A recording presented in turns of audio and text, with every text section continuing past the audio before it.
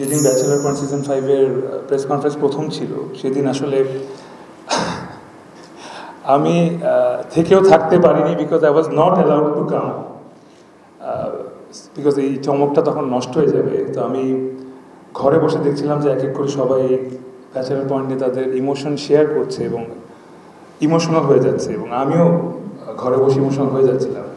তাই আসলে আমি অনেকের কাছে বললাম যে আমাকে ইমোশনাল হওয়ার একটা সুযোগ দেয়, আমি একটু সবাইকে আমার কিছু মনের কথা সবার সঙ্গে শেয়ার করি।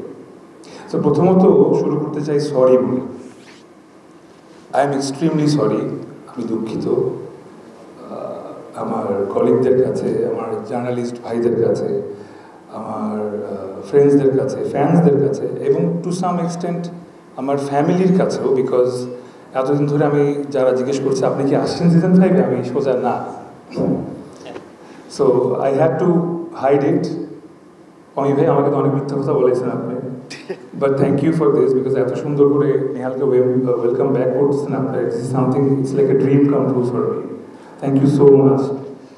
এবং আরেকটা সরি বলতে চাই তাদেরকে যারা আসলে জানতেন না আমি সিজনে আছি এবং পাশে বসে ব্যাচেলার পয়েন্টের অনেক কটু কথা বলছেন আমাকে। সো বাট সেটাও আসলে পজিটিভলি আমরা সবসময় নিই, বিকজ ব্যাচেলার পয়েন্ট আমি যতটুকু বুঝি আমি ভাই সবসময় দর্শকদের জন্য বানাই। I believe he said that I direct for 170 million people. So 170 million পিপলকে খুশি করা, এখানে 100 জনকে খুশি করা সম্ভব না, বাট ব্যাচেলার পয়েন্ট গত 8 বছর ধরে 170 মিলিয়ন পিপলের হৃদয়ে আছে এবং একটা হিউজ ফ্যান বেস আছে, যেটা আসলে সবাই এখানে আমরা মানতে পারছি।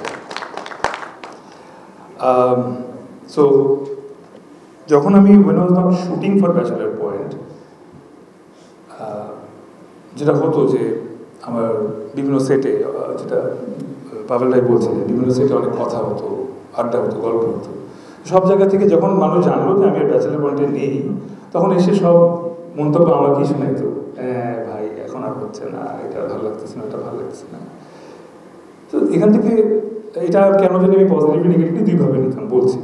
এখান থেকে দুইটা জিনিস বোঝা যায়।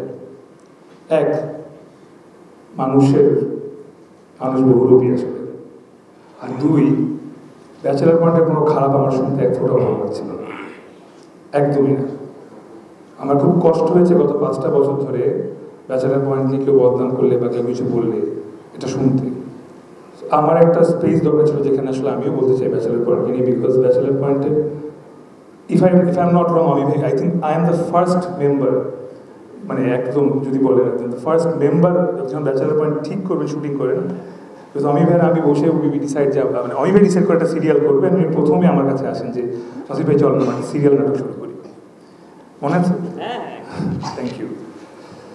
সো এই তো, এবং এতদিন যারা ফ্যান্সরা বলেছেন যে ভাই আপনি কি আসতেছেন, কয়েকটা ইনফরমেশন লিক হয়ে গেছিলো, আজকে সকালে একটা পেপারে দেখলাম অলরেডি নিউজ হয়ে গেছেন এভরিথিং। তো সকালেও মানা করতেছি, মিথ্যা কথা বলতেছি, I am sorry again, but thank you for having me back. এবং Aslam in what a manner, bachelor point is now in OTT. So big thanks to Bongo যে ব্যাচেলার পয়েন্টকে এত বড় একটা প্ল্যাটফর্মে নিয়ে আসার জন্য, যেখানে আসলে এত সুন্দর করে আমরা কাজটা করতে পারতেছি। আমরা যখন ব্যাচেলার পয়েন্ট শুটিং শুরু করছিলাম, আমাদের 2 রুমের মধ্যে শুটিং হইতো। এক রুমে সবাই দাঁড়ায় থাকতাম, মেকআপ টেকআপ কাপড় চোপড় নিয়ে, আরেক রুমে শুটিং করতাম। শুটিংয়ের লাইটও মাঝখানে ওই মেকআপ রুমে ঢুকে দেওয়া হতো, তাই না? ওই লাইটের গরমে আমরা আবার মেকআপ রুমে বসেও ঘামতাম। ফ্রম দেয়ার এখন আসলে যারা ব্যাচেলার পয়েন্টের সেটে গিয়েছেন তারা বলতে পারবেন আসলে চেঞ্জটা কোথায়।